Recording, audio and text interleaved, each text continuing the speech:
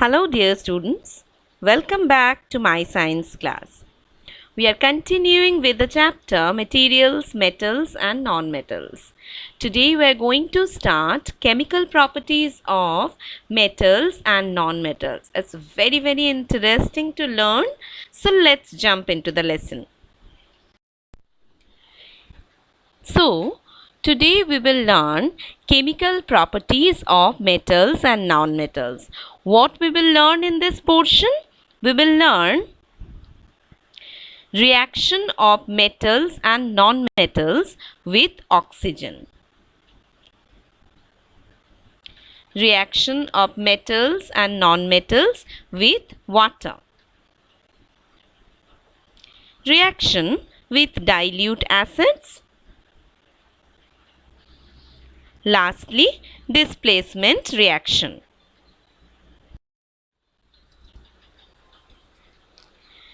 Before knowing that, before learning that part, it is very important for you to know metal reactivity series. It's a very important thing to know before we start chemical properties or chemical reactions of metals and non-metals.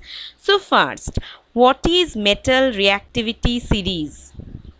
The reactivity series of metal is an important concept in chemistry. What it is? The higher the metal in the series, it is basically a series. The higher the metal in the series, the more reactive it is. And you usually observe a more vigorous, faster, and more exothermic, that is heat releasing reaction of that metals with oxygen, water and other metals. This is a metal reactivity series. See, most reactive metal is potassium, followed by sodium, calcium, magnesium, aluminium. Carbon is definitely a non-metal kept into this series just to compare the reactivity of the metals with this. Even in some books you can get metal reactivity series where carbon even it's not included. Zinc, iron, tin, lead. Then hydrogen. Again, hydrogen is not a metal, just to kept here to compare the reactivity of the metals. Copper, silver, gold and platinum.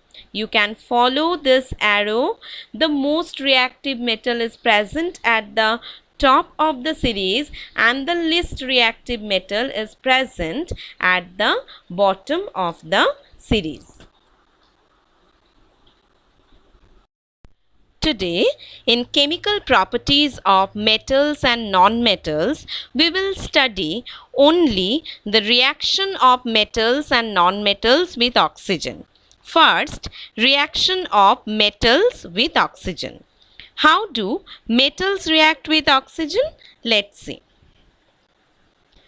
When a metal reacts with oxygen, there is a chemical change and a metal oxide is produced. So simply, metal reacts with oxygen and produced metal oxides. Now, what is the nature of the metal oxide? Whether it is acidic or basic, we can test it by the simplest test you have learned in class 7, that is litmus test.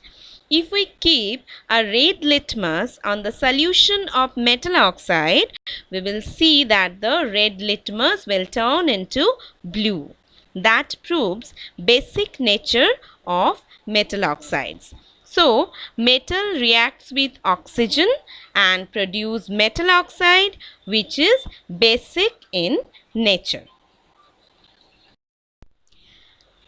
First, reaction of sodium with oxygen.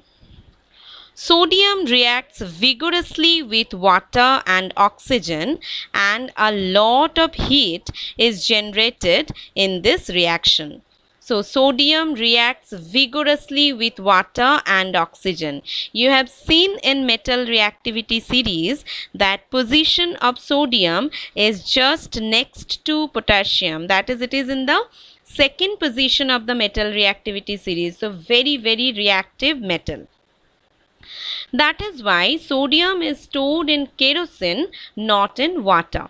If sodium kept in air, it is spontaneously react with water vapor and oxygen present in the air and start burning without any external addition of heat. So reaction is spontaneous and vigorous. That is why sodium is stored in kerosene just to keep out of contact with water and oxygen. How the reaction occurs? Let's see. That is how the reaction occurs. You see spontaneous generation of a lot of heat other than addition of any external heat. Reaction of iron metal with oxygen. Already we know that metal reacts with oxygen to produce metal oxide. Iron, oxygen and water present in the atmosphere producing rust. See the color change, iron to rust. It's a chemical reaction, iron oxide is produced. How the reaction look like? Iron plus oxygen plus water equal to hydrated iron oxide. Hydrated iron oxide, we read this Fe2O3 dot H2O because hydrated, that is why dot H2O is added. It's a balanced chemical reaction. Iron plus oxygen plus water equal to hydrated iron oxide, that is rust. If we want to check the nature of this rust, testing the nature of the rust, suspension of rust is taken and red litmus is turning into blue. That proves that iron oxide is basic in nature. Reaction of magnesium with oxygen. When magnesium is burnt in air, it forms magnesium oxide, MgO. Burning in air means always reaction with oxygen. If oxygen is not present, burning is not possible. So anything is burning, that means it is reacting with oxygen. So magnesium when burnt in air, it burns with a dazzling white light and produce white ash of magnesium oxide.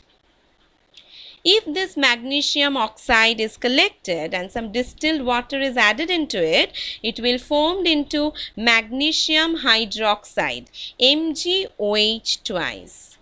2 will be in subscripts. Magnesium hydroxide. When magnesium oxide react with distilled water, it produce magnesium hydroxide. If we want to check the nature of the magnesium hydroxide, again red litmus paper, and red litmus paper will turn into blue. That proves that magnesium oxide is basic in nature. Just see how the reaction takes place. 2 Mg plus O2, 2 MgO, magnesium plus oxygen, magnesium oxide. Magnesium oxide react with water producing magnesium hydroxide. Just look at the reaction. Magnesium ribbon is taken. It is burning with dazzling white light and will change into white ash of again magnesium ribbon burning with dazzling white light produce into white ash of magnesium oxide.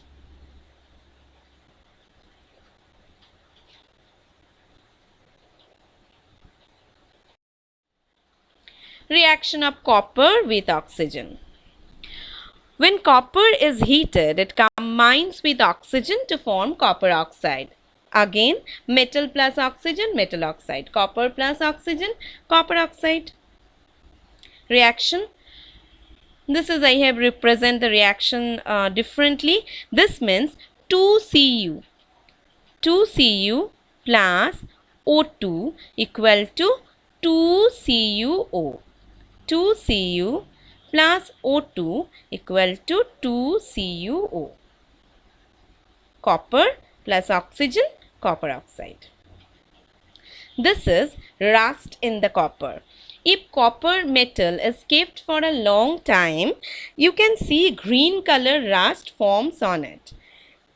Copper reacts with atmospheric moisture, carbon dioxide and water and produce copper hydroxide and copper carbonate. Again, copper plus water plus carbon dioxide plus oxygen producing copper hydroxide plus copper carbonate, which is known as rust of copper and green in color. Rust of copper is green in color.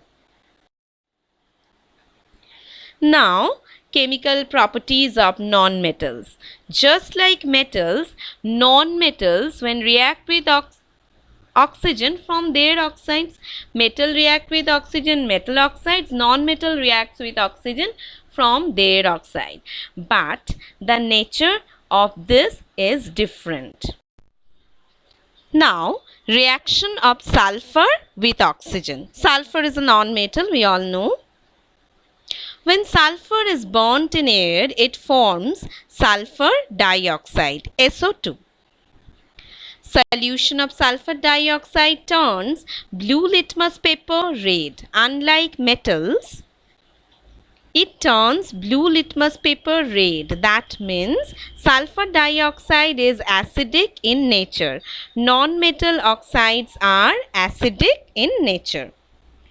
Sulfur dioxide forms sulfurous acid when dissolved in water.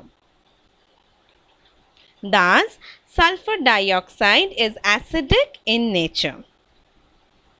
Reaction is like this. Sulfur plus oxygen equal to sulfur dioxide, SO2. Sulfur dioxide reacting with water producing sulfurous acid. Reaction of carbon with oxygen, very easy. When carbon is burnt in air, it forms carbon dioxide. You can observe that when coal is burnt, it forms smoke which contains carbon dioxide. Carbon dioxide is acidic in nature. The solution of carbon dioxide in water turns blue litmus paper red. Just a simple reaction, carbon and 2 oxygen, C plus O2 equal to CO2. So, in a nutshell, metals and non-metals reaction with oxygen we have seen. Children, you have to remember metal reactivity series. You have to remember the names of the metals serially, which help you later a lot to understand that which metal react how with the other metals or oxygen or water. Thank you.